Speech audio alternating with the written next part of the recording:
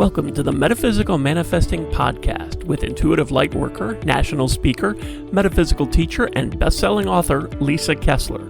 What is it you want to manifest? Are you looking to increase your income, change careers? Maybe you want to manifest a new home or a new car. Are you ready to bring love into your life? You have come to the right place. Hello, everyone. I'm so glad you're here today. I actually just got back from Savannah, Georgia, where I got to participate in my daughter's amazing wedding. And it got me thinking to manifesting love in all forms, right? It's not just romantic love. There are so many times where grief is love. Self-love is where it all starts, right? And being at that beautiful wedding was such a joyful reminder that love arrives when your heart is open and ready. And part of the reason that she got married November 1st and 2nd was she wanted we lost my mother, her grandmother, and my grandparents, her great-grandparents, all in the span of a year, 2019 through 2020. It was rough. And we had always assumed that they would be at Panda's wedding. And when she got engaged and they were planning a date, she decided that she wanted it to be on Dia de los Muertos because the veil is thin, and that way we could feel like everyone was attending. And it was so magical because not only were we celebrating her love, but we were also remembering people that we've loved. So anyway, love is very present in my head right now. So I thought we could talk about how can you manifest more love in your life? Because you deserve it. It all starts with that because love actually begins with you. Love of self, that is your first step in manifesting it because we can't manifest love to fill a void.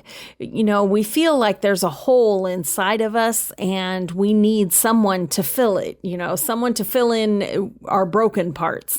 But the reality is, think about the law of attraction, right? If you are looking for someone to fill in your broken parts, you are calling in someone else who is also broken.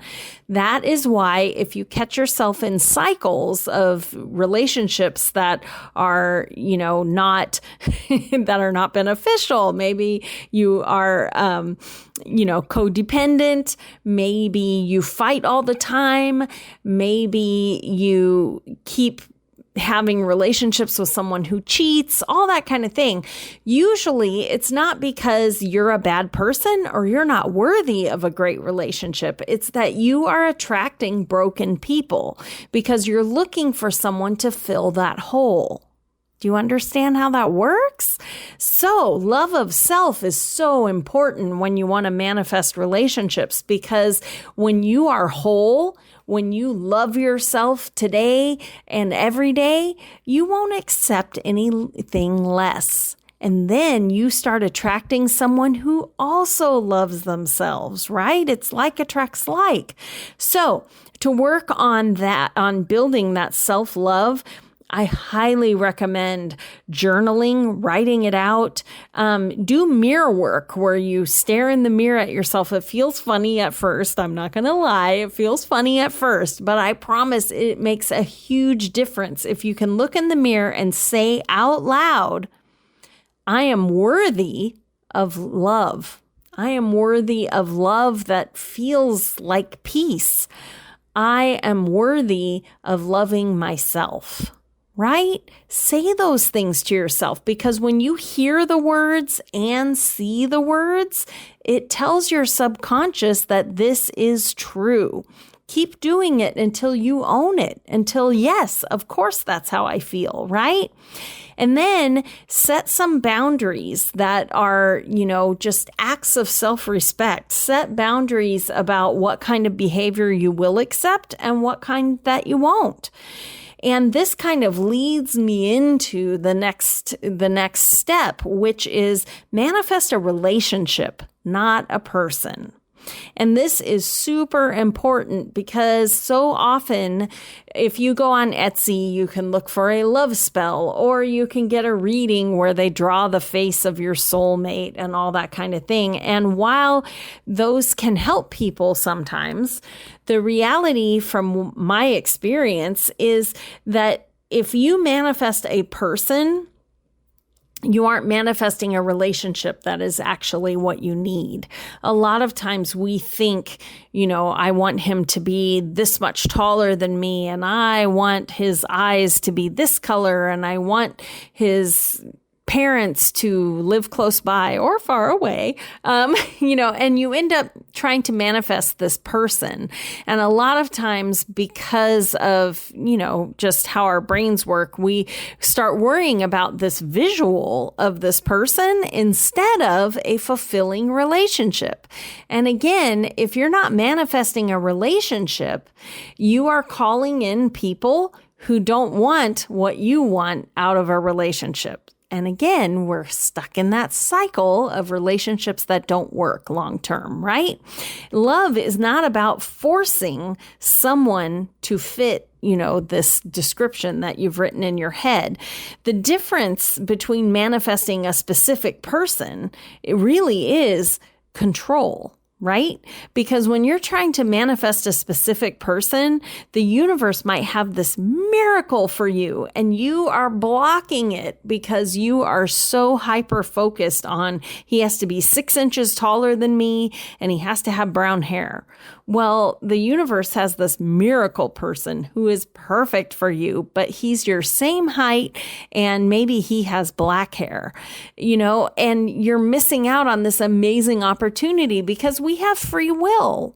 We tell the universe what we want and why we want it. And if you are being so controlling over the outcome, how can you manifest this fulfilling, aligned relationship? That requires trust and openness, an open heart for the perfect person to walk into your life, no matter what they look like. I promise you will be so much happier. So here's a little intention.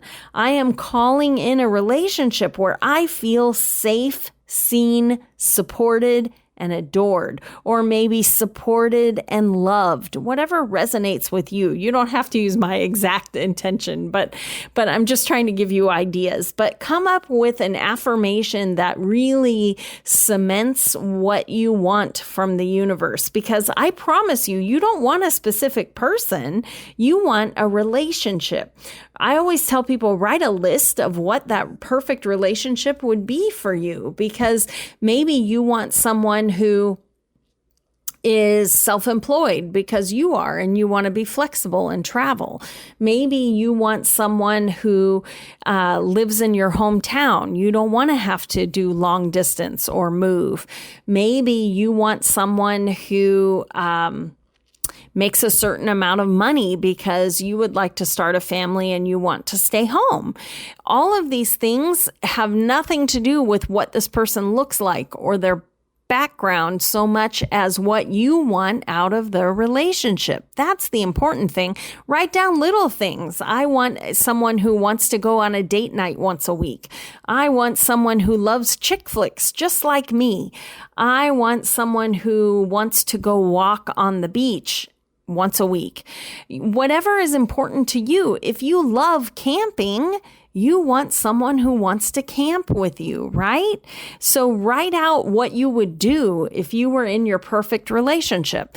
I always tell people, journal about your perfect day. So imagine you've already found your person. What is your perfect day together? For me, it's like, Disney World, but yours might be different. So think about what your perfect day would be, because then the universe can bring you a person who also wants that perfect day. That's how you manifest a relationship that's loving and long-lasting. Don't manifest the person, manifest the relationship. And this goes for friendships as well, not just romantic. As adults, it gets harder and harder to maintain friendships because everyone's busy. And if you have kids, that pulls you in a bunch of different directions. Sometimes you make friends with other parents because your kids are growing up, then your kids move out and go to college and you guys all lose touch. It happens all the time. So manifest some friendships. And when we start writing out that perfect day with our friends, it gives you a lot of ideas of where should I go to meet these people. Meetup online has plenty of friend gatherings where maybe you're going to play board games or meet up to walk through a museum or whatever and find a new friend group.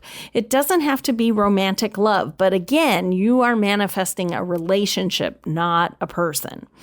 And then I wanted to touch on, because Dia de los Muertos is kind of on my mind, but manifesting love after loss, it happens all the time, but I promise you that grief and hope, they really can coexist.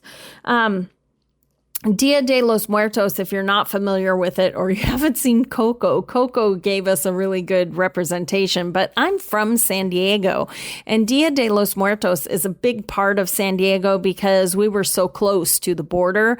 And so on November 1st, you would see little candles lit at different grave sites. You would see businesses and homes would have ofrendas with pictures of loved ones who had passed on, and maybe something in front of the picture that was their favorite thing. And it was such a joyful celebration of everyone who has, transformed over into energy, because love never dies. It never dies. And when you remember them, it brings back that warm feeling of love. So at Panda's wedding, I found pins, lapel pins that were one for it was my great-grandmother's, her great-great. It was my grandmother's, her great-grandmother, and my mother, her grandmother. And I wore them, I pinned them to my sari, and it gave us both this instant memory of all these three very important, strong women in our lives. And we felt like they were close instead of far away. So think of honoring your ancestors and your loved ones who have crossed over in love, instead of what you've lost, the gratitude for what you got to experience. Because really, love doesn't disappear when someone leaves this world. Grief is just your love that can't go anywhere in the physical world. You can't call them up and you can't hug them. But it really does soften with time and just become this wonderful internal wisdom. I always hear my mom pointing out when perhaps I should have done something different, or I could just feel her around at my daughter's wedding. And it's a beautiful thing. And if you have lost a loved one who was a partner, that's a whole different kind of pain, of course, but you can manifest love again, and it is never, ever to replace them. It's to expand your world. Think of when you have children, if you have children, when you bring another child into the world. I can remember my daughter is the oldest, and when I was pregnant with my son, it was like, how could I possibly love anyone more than I love my daughter? And I certainly wasn't going to love her less. And the second he was born, oh my gosh, the love expanded, right? And that's how it can be for you if you've lost a romantic partner. You can never, ever replace them. You're just expanding that love to another person. So don't feel, or try not to feel, I'm not going to tell you how to feel, but try not to feel like you need to manifest the exact same relationship again, because you aren't replacing them. You're expanding who you are today. So again, go back to that relationship list and don't try and make a Xerox copy of the relationship you had with your partner who crossed over. Write a new one of what this new relationship is going to be, because you are expanding your love. Your heart can keep growing. Your heart chakra is unlimited. Love is just the biggest most vibrant, high vibration emotion out there. So don't limit it. So just remember when you're manifesting after loss that don't try and manifest that same person, because deep down, that isn't what you want. They're still with you. Their love is still there. Don't try and replace it. We are going to manifest an expansion. So write down what are you like now? What would be your perfect day, right? And then a little real life love story. So watching Panda fall in love and get engaged and get married in a healthy relationship, I watched her go through some that were rough.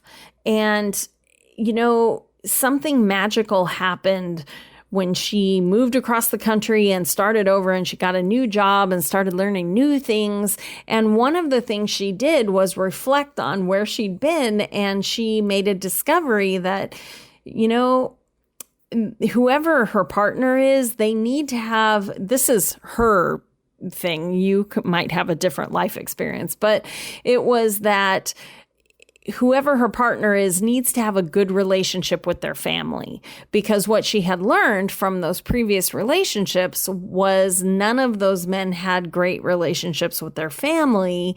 And that ended up being a broken part that made the relationships eventually sour. So once she made that determination, she found this amazing guy who loves his family. What a wonderful wedding we had with all of his family and all of our family. It was just beautiful. And that she really manifested that, because she wasn't manifesting a person. He didn't look anything like the other men she had dated, and he made her happy, and their relationship is healthy. So really focus on a love that feels like a partnership, not a rescue. You don't need rescuing. You are worthy of being an equal partner on equal footing. So it goes all the way back to what I said at the beginning. You can't find someone to fill the broken parts. You have to fix those first. Okay? So start with love of self. And then figure out, once you love yourself and you're your own party, then you can figure out, okay, what do I want out of a relationship? What would my perfect day look like with my partner? That is really what you want to manifest, because that manifests a partner who aligns with your values and a love that feels like an equal partnership. No one has to rescue anyone. And, love comes when we stop begging for crumbs and when we start expecting a full banquet, because you deserve it. You don't deserve any less. We all deserve that kind of love, but it happens when we manifest that relationship, and we can't do that until we know we're worthy of it. So start with self-love, right? So I have a tip for you. When you are starting on this journey, you've decided, okay, I want to manifest more friendships, or I want to manifest a romantic partner, or I want to manifest self-love so that I don't stay in these cycles that are destructive. Start with a candle. For me, it's always a candle. It doesn't have to be. If candles are not your thing, please don't feel like, oh gosh, now it won't work. I'll be lonely forever. No. But for me, candles really help me when I'm meditating. It helps me focus. So light a candle and write down, I am ready to receive love that honors my heart, or I am ready to receive love that lifts me up. List down, again, go back to your list of your perfect day and write down your non-negotiables. I remember when I got divorced and I had married my high school sweetheart. And so I had never dated like a grown man. And so suddenly I was like, I don't know how to date. And I made a list of non-negotiables, right? First I talked to my kids, and my daughter said, I don't want him to have any daughters my age, because she didn't want, someone taking her things. And I totally understood. I wanted to honor that boundary. So that went on my list of non-negotiables. They obviously had to like kids, because I was a package deal, and I had this list of things that were non-negotiables, and I went on coffee dates. I learned that quickly. Don't go on a long date. Just meet up for coffee so that you can figure out if they meet those non-negotiables before you spend a lot of time. So write those down while you have your candle lit. All your non-negotiables, these have to happen. Maybe it's somebody who is funny, who laughs a lot. Maybe it's somebody who is a great listener. Maybe it's somebody who's very loyal. Whatever your non-negotiables are, write them down. And then get a rose quartz. Rose quartz is a love crystal anyway, but it's a lot of self-love. And hold that rose quartz to your heart chakra, right in the center of your chest, and close your eyes or stare at that candle flame and let your gaze go distant, and just manifest on those non-negotiables, manifest on that perfect day, and manifest on that you are worthy of every single wish, because you are. You are. So whether you are healing from a loss, or you're hoping, or you're celebrating or remembering, just remember that you are worthy of love that stays, of love that chooses you, that you didn't have to chase. Love that doesn't make you try and dim your light, or shrink, because the universe doesn't respond to, desperation is fear. It is. And that's a low vibration. You're going to attract more people who are like that. You're going to attract people who are jealous or insecure or, so fix yourself first before you start working on finding that partner. Because once you do, the right love will find you. And our loved ones on the other side, especially during this time of year, Dia de los Muertos time, send them love and gratitude. Thank you for being part of my life. Thank you. I am so blessed that you were my mom, that you were my husband, that you were my best friend.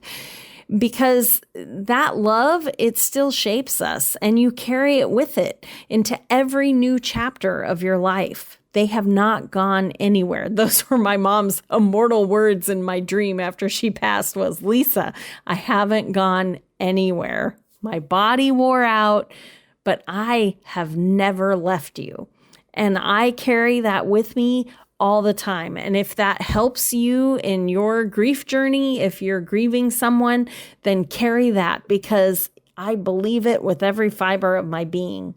So if this episode really touched something for you, I would love to hear from you. Feel free to share your story. In the show notes, there is a link to send me a message.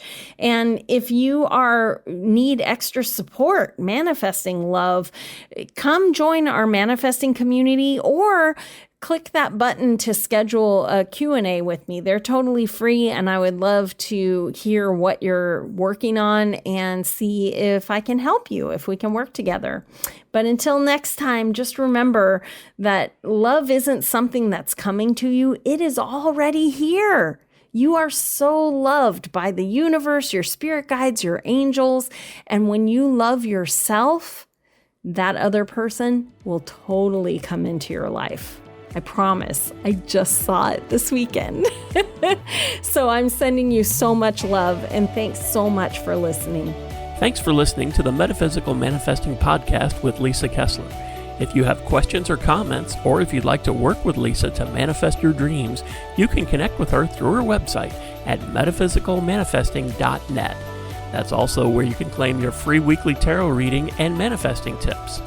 Make sure you subscribe or follow the Metaphysical Manifesting Podcast on your favorite podcasting site so you never miss another episode. As Lisa likes to say, we can make magic when we bring the universe into the equation. Remember, you don't have to do it alone. If you'd like more information about Lisa, Metaphysical Manifestation Mentorship, or the Manifesting Magic Mastermind, visit her website at metaphysicalmanifesting.net.